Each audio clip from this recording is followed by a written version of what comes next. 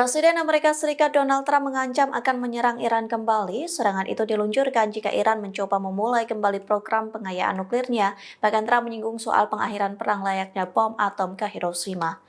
Dikutip dari The Times of Israel, Trump digeruduk pertanyaan soal kemungkinan Amerika Serikat menyerang Teheran.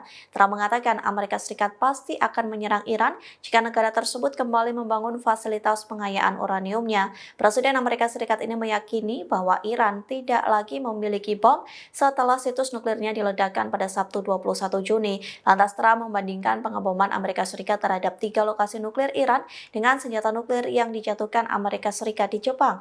Trump mengatakan bahwa serangan bom ke Hiroshima dan Nagasaki merupakan cara yang sama untuk mengakhiri perang. Meski bom yang dijatuhkan ke Iran tidak sama seperti serangan ke Jepang, namun Trump mengatakan cara menghancurkannya sama.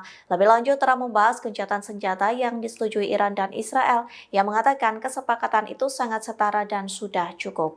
Download Tribun X sekarang, menghadirkan lokal menjadi Indonesia.